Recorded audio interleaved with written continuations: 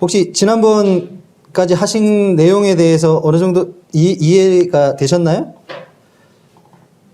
이게 유튜브 하면서 일방향으로 얘기하다 보니까 좋기도 하고요.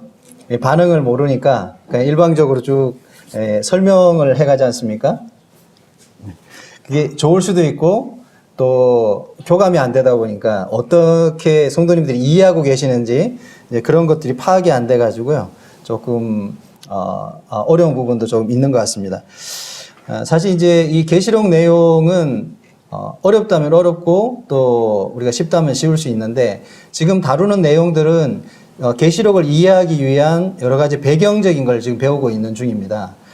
그러다 보니까 이러한 배경적인 지식들이 어느 정도 쌓이고 나면 계시록도 이해가 되지만 성경 전반적인 틀을 이해할 수 있게 되거든요. 그래서 좀 관심 있게 머리를 차갑게 하셔가지고 마음은 은혜롭게 하시고 머리는 차갑게 하셔가지고 공부한다는 생각으로 하시면 좋을 것 같습니다. 사실 모임에서 계시록 다루기가 굉장히 어려운 책 중에 하나고요. 저희도 CTI에 있으면서 제일 어려운 과목 중에 하나가 계시록이라고 합니다. 그래서 젊은 청년들이나 이렇게 계시록 배울 때 되게 힘들어 하더라고요. 그래도 저희는 조금 그래도 연륜이 조금 있다 보니까 그나마 조금 더 편하게 계시록을 접했는데 어쨌든 이렇게 계시록을 공부해 가다 보면 하는 느낌이 올 때가 있어요. 그렇게 합격했으면 좋겠습니다. 시간은 8시 40분까지 이렇게 해서 가다가 중간에 시간 되면 끊어서 그만하도록 하겠습니다. 지금 화면상에 보면 지난번에 했던 내용을 간략하게 복습을 해보면요. 우리가 그 신학적인 사조가 두 가지가 크게 있다고 그랬죠. 언약주의 사조와 그리고 세대주의라고 그랬어요. 근데 사실 우리가 인정하든 그렇지 않든 간에 말씀을 볼 때 우리는 어떤 신학적 관을 가지고 보고 있습니다. 본인이 이것이라고 이렇게 알지는 못하지만 뭔가 누군가한테 듣고 배워와서 그런 관을 가지고 나는 보고 있다는 거예요. 근데 그것이 언약주의적 시각이냐, 세대주의 시각이냐, 아니면 이것이 조화되어 있는 시각이냐 일 뿐이지, 모든 성도들은 기본적으로 다 이와 같은 관을 가지고 있습니다. 이게 들으면서 내가 어떤 그런 신앙관을 가지고 있는지에 대해서도 이렇게 발견하는 계기가 됐으면 좋겠습니다. 그러니까 언약주의 사조가 틀렸다 이런 얘기가 아니에요. 그러니까 우리 모임은 초기 때 대부분 언약주의적인 그런 사조를 가르치면서 또 세대주의를 가르쳤었어요. 근데 제가 이제 듣기로는 한 10년 정도 전부터 모임에서 이 세대주의에 대한 부분들을 가르치기 시작을 했습니다. 그러면서 이 부분들이 지금은 어느 정도 이렇게 정착되어 가고 있는 단계라고 합니다. 이것이 초대교회 1세기에서 3세기까지는 초대교회의 주류적인 가르침이었는데 이것이 카톨릭 시대로 넘어가면서 없어졌다가 다시 개혁시대, 종교개혁시대를 거치면서 18세기, 19세기에 들어와서 브래들린에 의해 가지고 강하게 가르쳐지기 시작했고 그리고 가장 대표적인 것은 다비가 미국에 가서 나이아라 사경회라고 하는 선교협회, 그러니까 성경 교육을 했었어요. 이제 거기에서 이 세대주의 개념을 가르쳤습니다. 그래서 우리나라에 처음으로 장로교를 가지고 온 분이 알렌이잖아요. 역사 시간에 배워보셨죠? 의사 알렌. 고종 황제의 치료를 담당했던 알렌이 장로교회의 시초거든요. 그분은 장로교인인데 보통 언약주의자인데 그분이 나이아라 사경회에서 뭘 배웠냐 하면 세대주의를 배운 거예요. 그래가지고 장로교회가 우리나라는 초기의 장로교도 세대주의를 가르쳤습니다. 그리고 북쪽에서 이제 말콤이라고 하는 침례교의 그 조상이라고 할 수 있는 처음으로 우리 한국에 침례교를 가지고 온 말콤이라는 분도 세대주의 나이아라 사경회에서 다비에 의해서 배워가지고 그것을 가지고 들어왔습니다. 그러다 보니까 한국의 초기는 이 세대주의 개념이 굉장히 강한 거예요. 근데 유튜브나 이런 데 보시면 보통 세대주의는 이단시 하면서 이렇게 언급이 많이 됩니다. 그 이유가 뭐냐면 예전에 이제 다미성교회 이장님 목사가 종말론을 주장하면서 1992년도 10월 달이었나요? 그때 주님이 다시 오신다 그래가지고 사회적으로 큰 이슈가 됐잖아요. 이장님 목사가 장로교 목사거든요. 그분이 예전에 장로교에서 가르쳤던 이 세대주의 개념 때문에 그러니까 극단적 종말론을 가르친 거예요. 그러니까 세대주의에서는 구분하고 있지만 날과 특정한 날짜를 지정하지 않거든요. 이건 굉장히 조심스러운 부분이었는데 이제 이 부분을 가지고 날을 정하다 보니까 문제가 생기기 시작을 했죠.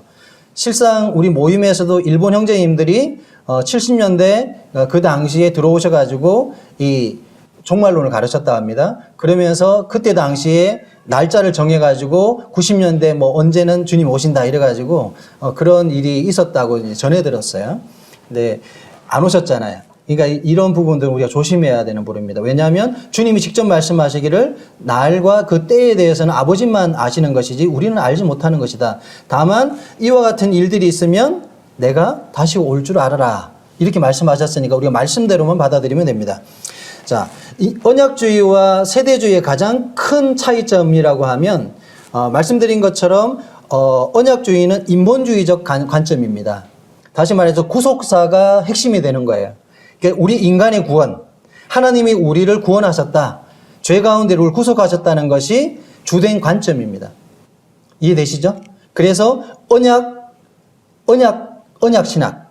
그러니까 언약으로 퉁쳐서 말하는 거예요. 성경 전체를 이 툴을 가지고 보는 것입니다. 구약에도 다 십자가를 들고 가서 다 보는 거예요. 그러니까 구약의 모든 말씀에 뭐가 있냐면 십자가가 있다는 거예요. 이해되시죠? 예.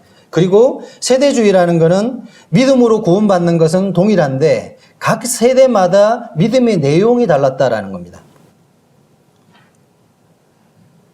율법으로 구원받는 게 아니라 믿음으로 구원받지만 하나님께서 주신 그 믿음의 내용이 달랐다는 거죠. 노아한테 준 믿음이 달랐고 아브라함에게 준 믿음이 달랐고 그리고 유대인들에게 준 믿음이 달랐다는 거예요. 그 믿음에 대한 기준을 가지고 구원하셨다는 것이죠. 이것이 바로 세대주의의 주된 관점이고 그리고 신본주의적 관점입니다. 그러니까 이것이 주는 큰 영향은 뭐냐 하면 이 언약주의적 시각이 너무 갇혀 있다 보면요. 주님이 나 구원하셨으니까 끝난 거예요. 왜? 구원이 목적이니까. 그렇죠? 그냥 삶에 안주해 버립니다. 성화라든지 어떤 우리의 삶의 변화에 대한 관심도가 많이 떨어지게 되어 있어요. 근데 세대주의는 그렇지 않습니다. 하나님이 우리 인간의 원래의 목적을 회복시킨 것입니다. 창조의 목적은 무엇입니까? 하나님이 자신의 영광을 위해서 우리를 지으셨잖아요. 그리고 우리의 불순종으로 인해서 그 관계가 끊어졌죠. 그리고 십자가라고 하는 그 구속을 통해서 우리를 구원하셨습니다. 우리 시대에는, 교회 시대에는. 그래서 이것을 통해서 우리는 무엇을 회복받았냐면 우리의 지위가 회복되었고 그리고 하나님의 창조의 목적에 걸맞는 삶을 살아가라는 것입니다. 이게 핵심입니다. 그럼 어떻게 되겠어요? 성도들이 구원받은 데 멈추지 않고 주님을 위해서 자신의 생을 드리는 것에 관심을 갖기 시작합니다. 왜냐하면 창조의 목적이 회복되는 것이니까. 근데 들어보시면 우리가 예전에 우리 모임도 그랬잖아요. 구원에 대한 초점이 굉장히 강했잖아요. 근데 요즘에서 성화 가르치고 주제권 가르치지 않습니까? 이게 뭐냐 하면 세대주의적 시각이 점점 이렇게 팽배해져 가고 있다는 것입니다. 절대적인 건 없습니다. 자, 그렇게 넘어가겠습니다. 지난번에 제가 이 세대주의와 언약주의의 조화라고 하는 부분을 다루겠다고 말씀을 드렸습니다. 보시면 스콜필드라고 하는 그분께서 세대를 성경을 7단위로 나누었어요. 잘 보이시나요? 위에 보시면 첫째가 뭡니까? 에덴, 두 번째 양심, 정부, 약속, 율법, 교회, 천년세대 이렇게 되어 있죠. 어떤 분들은 뭐 5단계를 나누기도 하고 어떤 분들은 스코필드가 7단계를 나누었기 때문에 이걸 가장 대표적으로 사용을 합니다. 그리고 어떤 분들은 에덴 세대와 양심 세대를 묶어서 설명하기도 합니다. 근데 이 세대는 어떻게 나누냐 하면 큰 사건을 기준으로 해서 나눠요. 예를 들어서 에덴 세대에서 양심 세대로 넘어갈 때 어떤 사건이 있었습니까? 아담이 선악과를 따먹는 사건이죠. 이해가 되세요? 선악과를 따먹는 사건이 그 세대의 분기점인 거예요. 그리고 양심 세대에서 정부 세대로 넘어가는 그 사건은 무엇입니까? 노아의 홍수 사건. 인류가 새로 시작되잖아요. 그래서 노아의 홍수가 그 세대를 나누는 주된 사건입니다. 그리고 정부 세대의 내용에는 바벨탑 사건들이 나옵니다. 그리고 그 세대에서 누구를 부릅니까? 하나님께서 선민인 갈대아 우르에서 아브라함을 불러내시잖아요. 아브라함이라는 인물은 성경에서 가장 중요한 인물 중에 한 인물이잖아요. 그렇죠? 획을 걷는 사람입니다. 그리고 이 아브라함을 부르시는 것으로 해서 약속 세대가 시작이 되는 거예요. 이스라엘 백성은 선민이라고 하잖아요. 그렇죠? 약속받은 민족이라는 것입니다.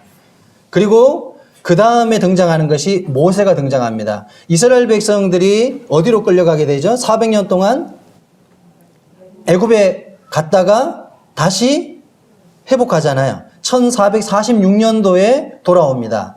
BC 기원전 1440년도에 돌아올 때 모세의 지도자에 의해 가지고 돌아오면서 호렙산에서 무엇을 받죠? 십계명을 받잖아요. 정확하게는 십계명은 모세의 율법의 대표적인 계명이고 그 외에 700수십 가지의 계명이 있습니다. 그리고 나머지 세칙들까지 하면 굉장히 많아요. 성경에 기록된 것만 700가지가 넘습니다. 어찌됐든 모세를 통해서 하나님이 이스라엘 백성들에게 구체적인 율법을 부여합니다. 그 전까지만 해도 이러한 하나님이 주신 명문화된 법이 없었다는 거예요. 하나님의 말씀은 있었지만 문서화돼 가지고 하나님이 직접 돌판에다가 십계명을 적어 주시잖아요. 그리고 모세에게 알려서 기록하게 하신 것이 모세의 율법입니다. 거기에는 많은 법들이 존재해요. 예? 어떤 이 성전 제사에 관한 법이라든지 그 다음에 규례에 관한 법이라든지 절기에 대한 법이라든지 이런 많은 법들이 모세의 법 안에 들어가 있습니다. 이렇게 율법 세대는 어디에서 끝이 나냐 하면 그리스도가 오셔서 십자가에 죽는 사건을 해서 율법 세대가 끝이 나는 것입니다. 그리고 지금 시대는 어떤 시대냐면 교회의 시대라고 그래요. 이해하고 계시죠? 네. 잘 따라오셔야 됩니다. 지금 시대를 교회 시대, 은혜 시대라고도 하고 교회 시대라고 그래요. 그리고 구약에서 보면 교회 시대는 가려진 세대입니다. 구약의 예언자들은 메시아에 대한 믿음을 갖고 있었거든요. 아브라함 때 희미했지만 다윗 때에 가서 명확하게 다윗을 통해서 메시아를 약속하거든요. 근데 그 사람들은 어떻게 믿었냐면 예수님의 초림과 재림을 예언했는데 이 두 가지를 섞어서 기록하고 있어요. 그러니까 초림하고 재림을 구분하지 못한다는 얘기입니다. 이해가 되세요? 예수님의 초림, 아기 예수로 오신 예수님이 초림이잖아요. 그리고 재림은 통치자의 심판자로 오시는 예수님이 재림입니다. 근데 이 두 개의 초림과 재림의 사건을 구분하지 않습니다.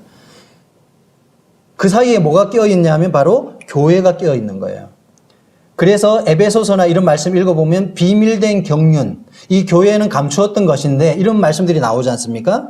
그래서 교회는 구약에는 감춰져 있던 경륜입니다. 그래서 구약에는 교회의 개념이 없다는 거예요. 이해가 되시죠? 그리고 교회 세대가 끝이 나는 것은 바로 교회가 어떻게 될 때요? 교회가 휴거되면서 교회 시대는 끝이 납니다. 이것이 세대주의의 핵심입니다. 그 다음에 7년 대환란기를 겪으면서 뭐가 옵니까? 천년세대가 오는 거예요. 그러니까 교회 세대와 천년세대를 가름하는 핵심적인 사건은 바로 지상재림입니다. 재림도 두 단계로 이루어지는데 지난번에 설명드렸죠? 에피시나고게라 그래가지고 첫 번째 단계의 재림. 환란 전에 교회가 덜림당하는 거 있지 않습니까? 이것을 1차 단계의 재림이라고 하고요. 그리고 7년 환란이 끝나고 나서 주님이 직접 오셔가지고 교회와 함께 이 땅을 심판하고 다스리는 단계를 바로 파루시아라 그래가지고 두 번째 단계의 재림이라고 말합니다. 자, 이것만 다뤄도 시간이 굉장히 많이 가겠네요. 자, 아담 언약을 한번 살펴보겠습니다. 아담 언약의 내용이 뭐죠? 창세기 3장 14절부터 19절입니다. 찾으면 시간이 많이 걸리니까 대충 설명하면서 넘어갈게요. 아담 언약은 바로 인간이 범죄하고 난 다음에 하나님께서 뱀과 여자와 남자에게 하셨던 말씀을 말하는 거예요. 그 말씀의 내용은 우리가 대충 알고 계시죠? 뱀에게는 여자의 후손 얘기가 나오죠. 내 머리를 상하게 할 것이다. 너는 여자의 후손의 발꿈치를 상하게 할 거다.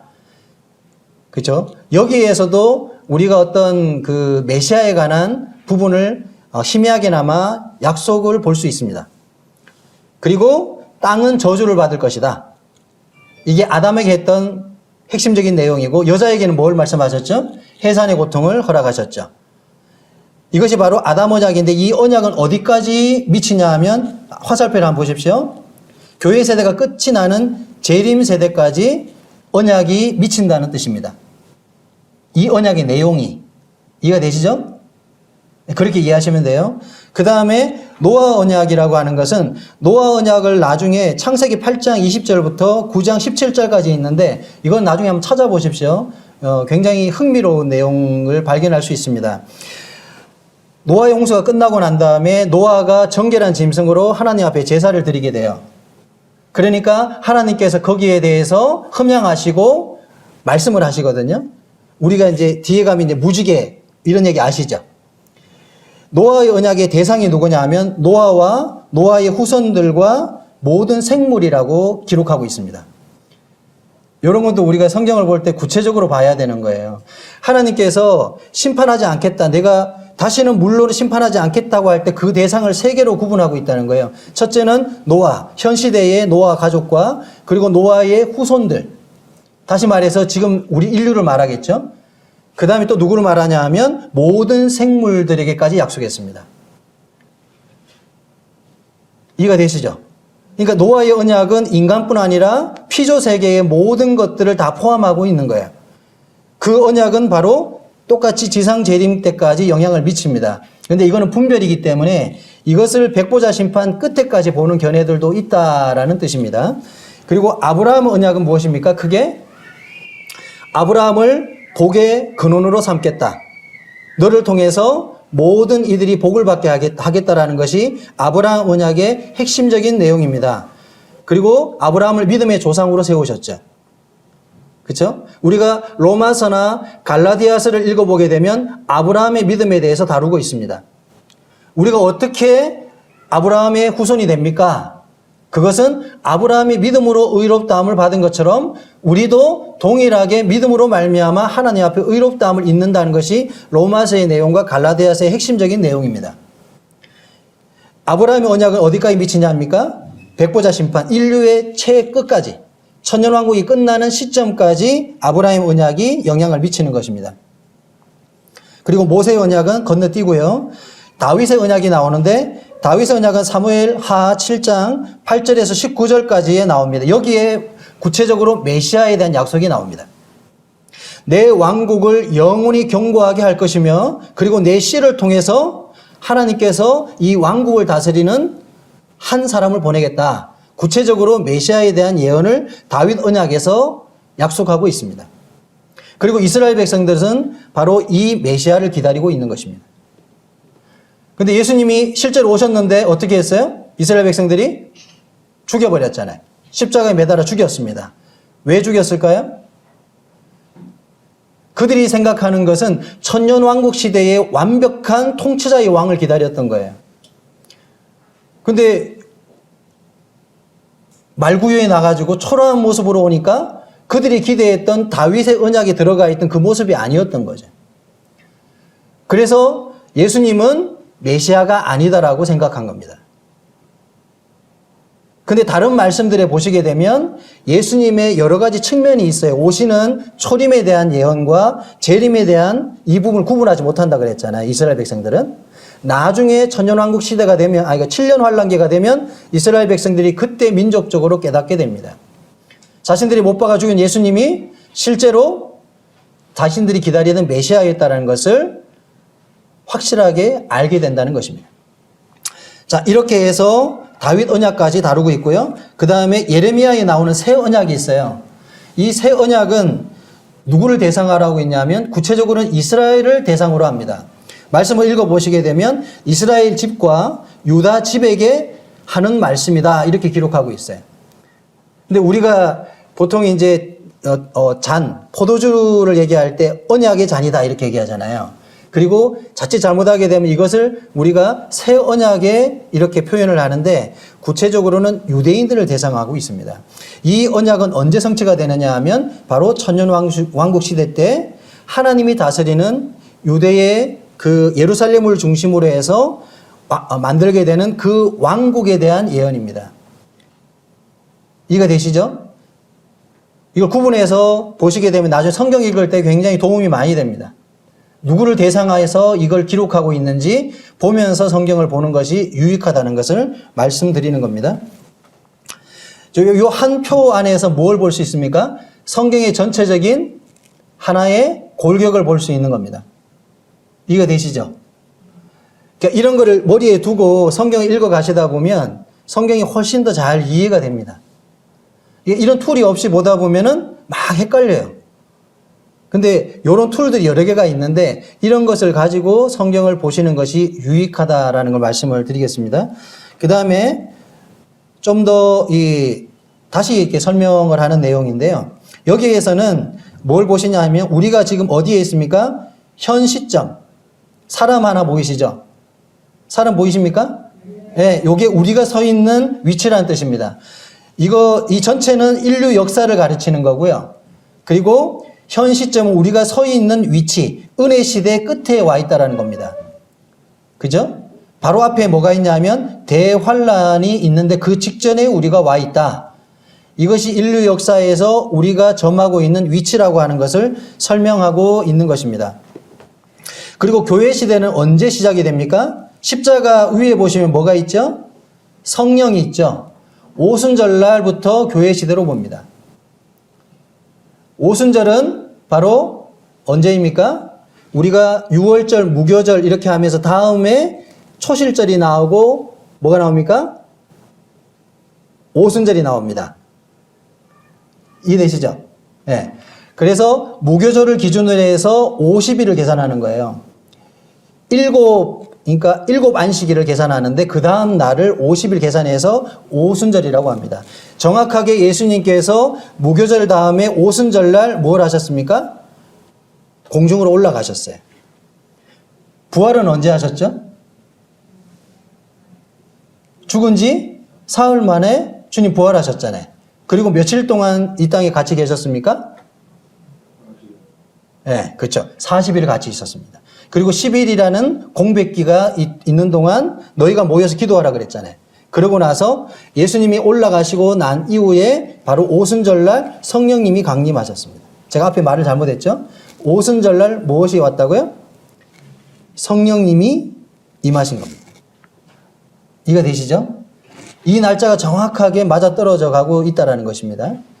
자, 그 다음 단계로 가서 보시면 자, 이것도 다 비슷비슷한 내용인데요. 여기서 핵심적인 내용은 뭐냐 하면 이방인의 때라는 단어입니다. 우리 다니엘서 말씀을 한번 보겠습니다. 다니엘서 다 보기는 어렵고 다니엘서 2장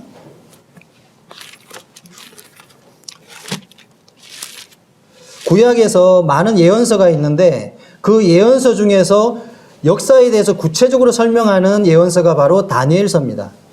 다니엘서는 그 중간기의 역사도 나오고 인류 역사의 기원전에 있었던 4대 제국에 대해서 정확하게 기재하고 있는 게 다니엘서입니다.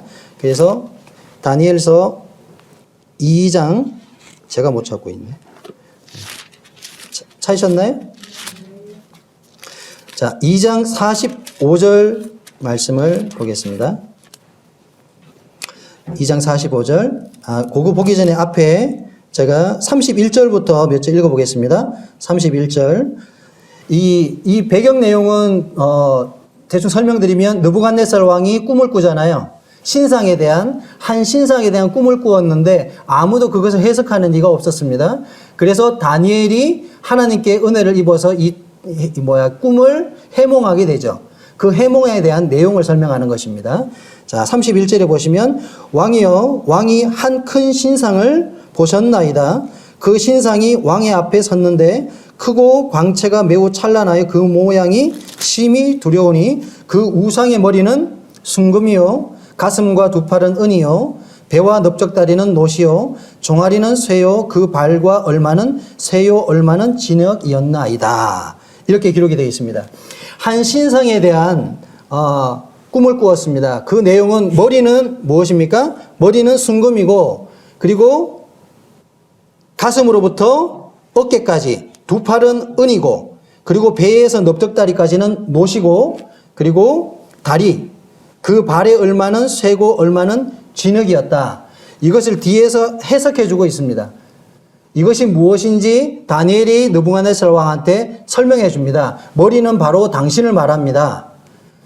바벨론 제국의 왕이었던 느부갓네살 왕 당신을 말하고, 그 다음에 은은 바로 다음 제국, 바벨론 제국 다음에 나오는 제국이 무엇입니까? 메데 바사 제국입니다. 파사라고 하는데 파사가 이란입니다. 이란. 지금으로 말하면 파사 제국에서 이란 제국인데 옛날에는 페르시아 제국이라 그랬어요. 그러니까 페르시아 제국이 두 번째 은입니다. 그리고 세 번째는 뭘까요? 알렉산더 대왕이 페르시아 제국을 멸망시키잖아요. 헬라 제국이죠. 그리스라고 하죠. 그리스 제국이 다음에 나오는 노시입니다. 그 다음에 마지막 나오는 게 바로 철인데, 그 다음 제국이 무엇입니까? 로마 제국이죠. 로마 제국이 그리스 제국을 멸망시키잖아요. 그렇죠? 이 내용을 여기에서 설명하고 있는 것입니다. 이것을 일컬어서 바로 이방인의 때라고 설명하는 거예요. 근데 거기 보시게 되면 마지막 발에 대해서 설명하는데, 그 발은 쇠하고 진흙하고 섞여 있다 이렇게 얘기를 해요. 근데 이것은 성취가 안 되었는데 나중에 마지막 때에 일어나게 될 어떤 나라를 설명합니다. 바로 쇠는 로마를 가리키고 진흙은 또 다른 민족을 가리키는데, 이 두 민족이 섞이는 어떤 시점이 오는데 그 시점은 아직 성취가 안 되었다. 보통 이것을 우리가 나중에 적그리스도가 다스리게 될 로마 제국의 부활로 봅니다. 아직 적그리스도가 출현하지 않았잖아요. 그 적그리스도가 등에 업고 다스리게 되는 그 나라를 바로 쇠와 진흙이 섞여 있는 마지막 발 단계로 보는 것입니다. 그래서 이방인의 때라는 것은 BC 586년 바로 남유다가 멸망하는 그 시점으로부터 느부갓네살 왕에 의해서 멸망당하잖아요. 그때부터 해서 바로 주님이 재림하는 시점까지. 이해가 되시죠? 보이십니까? 이방인의 때가 여기까지를 이방인의 때로 설명합니다. 성경에서. 자, 그 밑에 보시게 되면 제국들이 나옵니다. 첫째는 바벨론 제국이 나오고, 둘째 페르시아, 셋째 헬라, 그리스입니다. 그 다음에 넷째 로마, 그 다음에 예수 그리스도, 예루살렘 파괴, 교회 시대가 나오고 환란기의 시작이 나오죠. 마지막 이 철과 흙이 섞여 있는 나라는 등장하지 않고 있는 거예요. 그게 언제냐면 바로 7년 환란기 때 등장하는 겁니다. 이해가 되십니까? 네. 지금 막 빨리 가고 있으니까. 근데 이게 이해하고 따라오십니까? 네, 이해 안 되셔도 돼요. 네. 계속 반복할 거기 때문에. 네. 사실 이게 젊은 사람들도 뭐 어려워할 수 있잖아요. 배경 지식이 없다 보니까. 근데 자꾸 듣다 보면요, 아 하고 오는 시점이 이게 오는 때가 있습니다. 이런 걸 가지고 성경 보시면 되게 신기합니다. 나중에 다니엘서 아마 다음 주에 하게 될지 모르겠는데 다니엘서의 71회라는 얘기가 있어요. 들어보셨나요? 다니엘 71회가 역사적으로 어떻게 계산되는지에 대한 그 수치가 있거든요. 과학적으로, 역사적으로 날짜를 계산해서 정확하게 예수님이 죽으시는 날짜, 부활하시는 날짜까지 정확하게 맞춥니다. 그거를 제가 요 앞에 그 뭡니까? 화이트보드 갖다 놓고 숫자 계산해 가면서 한번 해보도록 하겠습니다. 다음 시간에 할지 그 다음 시간에 할지 한번 생각해 볼게요. 어찌됐든 이렇게 이방인의 때라는 개념을 잘 머릿속에 두시고, 우리는 지금 이방인의 때 가운데 있다. 그리고 교회 시대 가운데 있다라는 것을 염두하시며 보면 될 것 같습니다. 그리고 이 교회 시대를 좀 전문적인 용어로 예언상 공백기다 이렇게 설명합니다. 예언상 없는 기간이에요. 구약에는 등장하지 않는 2000년이라는 공백기가 있다 이 얘기입니다. 이해가 되시죠? 자, 어떤 사람들은 어떻게 생각하냐면 2000년 굉장히 긴 시간인데 그 시간을 그냥 없는 시간으로 봐? 이렇게 생각하는데 하나님의 관점에서 봐야 되는 거예요. 하나님은 1000년이 하루 같고 하루가 1000년 같다 그랬잖아요. 우리가 생각하는 개념이 아닙니다. 하나님의 시각에서, 하나님의 기준에서 봤을 때를 설명하는 겁니다. 그렇기 때문에 이 2000년이라는 기간은 은혜의 기간이에요. 하나님께서 은혜를 늦추고 있는 기간으로 설명하면 됩니다. 그리고 이 교회는 비밀한 경륜이기 때문에 휴거가 이루어지는 그 시점에 교회는 사라지게 됩니다. 그리고 이 땅에는 다시 이스라엘이 멈추었던 그 예언의 시계가 다시 움직이기 시작합니다. 이것이 다니엘의 70일이라는 것입니다. 자, 다음 설명을 하겠습니다. 자, 요까지만 하고 마쳐야 되겠네요. 자, 계시록에 대한 특징에 대한 설명인데요. 계시록은 여러 가지 특징을 가지고 있습니다. 첫째, 계시록이니까 예언적이겠죠. 그 다음에 둘째는 계시록의 주제는 뭐라고 그랬습니까? 앞도 그리스도, 뒤도 그리스도. 예수 그리스도가 계시록의 핵심적인 주제를 말합니다. 그리고 세 번째, 계시록은 우주적인 그러한 책입니다. 역사를 다 망라하고 있다는 것입니다. 그리고 계시록은 비밀이 아니라 공개적입니다. 앞으로 일어나게 될 인류에 대한 사건을 보여주고 있기 때문에 이것은 비밀된 사건이 아니라 공개적인 사건이라고 보시면 돼요. 그리고 교회는 실질적으로 해당이 안 됩니다. 계시록의 많은 부분은 환란기에 대한 설명이기 때문에 교회가 휴거당하고 난 다음에 일어나게 될 엄청난 그 불행을 설명하고 있습니다. 그 다음에 종결적인 책이라고 설명을 드렸죠. 창세기는 모든 시작의 개념을 다루는 책이 창세기고 계시록은 역사를 종결짓는 책입니다. 역사가 끝나는 거예요. 마지막 백보자 심판을 끝으로 해서 인류는 끝이 납니다. 백보자 심판을 우리가 흰 보자의 심판 이렇게 표현을 해요. 이게 계시록 20장에 등장을 하는데 계시록 20장에 백보자의 심판이 일어나고 나게 되면 인류는 끝이 다 사라져 버립니다. 영원 세계만 남습니다. 새하늘과 새 땅만 남고 우리가 살고 있는 이 땅은 더 이상 이제 지나가 버리는 거예요. 하나님께 창세기에서 기록했던 역사가 사라진다는 것입니다. 자, 그렇듯 종교적인 책입니다. 가장 중요한 특징이 뭐냐면 바로 구약적이라는 거예요. 많은 사람들이 계시록을 상징적으로 푸는데 여기에 오해가 무엇이냐 하면 구약 성경, 그러니까 여기 보시게 되면 계시록이 404구절로 되어 있거든요. 그 중에서 278구절이 구약과 직접적 연관이 있습니다. 개념도 그렇고 용어도 그렇고 구약적 개념들이 등장을 해요. 그리고 유대적 관점에서만 주로 설명을 합니다. 그러니까 분명히 신약 성경인데 내용은 구약적 개념이 들어가 있다는 거예요. 제가 설명드렸죠. 그 계시록에 보면 신혼이라는 단어가 나옵니다. 신혼이 뭐냐 하면 내가 억울한 일을 당했어요. 구약에서는 하나님의 공의로움은 뭐냐 하면 유대인이 핍박을 당하면 핍박을 하는 대상을 하나님께 징벌하는 것이 구약의 공의로움이에요. 신약의 공의는 무엇입니까? 하나님이 우리를 죄 가운데서 구속하시는 거죠. 모든 걸 용서하는 은혜의 관점이라는 거예요. 근데 구약은 안 그렇습니다. 우리가 행한 대로 갚겠다. 이것이 구약적 관점입니다. 그래서 계시록에는 신혼에 대한 단어도 나오고요. 구약적 개념들이 대부분 등장하고 있습니다. 그래서 해석을 할 때 유대인과 연결해서 해석하지 않으면 풀어지지 않는 거예요. 어거스틴이 대체신학이라는 것을 최초로 정립한 사람으로 볼 수 있는 분인데 어거스틴이 어떻게 말을 했냐면 유대는 끝났어. 교회가 그 유대가 가져야 될 모든 복을 물려받았어라고 주장했습니다. 어거스틴 들어보셨죠? 네. 카톨릭의 어떤 그 신학적 기반을 놓으신 분이 어거스틴입니다. 어거스틴이 그 얘기를 하는 바람에 그때부터 뭐가 됐냐 하면 이제 교회가 유대의 모든 은혜를 다 대신해 버렸습니다. 그러니까 유대인은 없는 거예요. 실제로 유대인들은 사라지고 없었기 때문에 어거스틴이 주장한 것이 어느 정도 합리적이고 받아들여질 만한 내용이었죠. 그렇죠? 근데 이스라엘이 2000년 만에 나라를 회복하잖아요. 이 엄청난 사건이 일어납니다. 1948년도에 이스라엘이 죽었다가 다시 살아났어요. 이것을 교회에 믿는 어떤 기독교인들 말고 세상에 있는 정치 이런 걸 가르치는 분들이 있잖아요. 역사 정치를 가르치는 분들이 하는 말이 있습니다. 뭐라고 얘기를 하냐면 자기는 기독교 신자는 아니지만 유대인들의 역사를 들여다보면 하나님이 살아계시다라고 믿을 수밖에 없다고 고백합니다. 저도 실제로 대학교 가서 교양 들을 때 저희 교양 교수가 뭐라고 얘기를 했냐면 자기는 기독교 신자는 아니래요.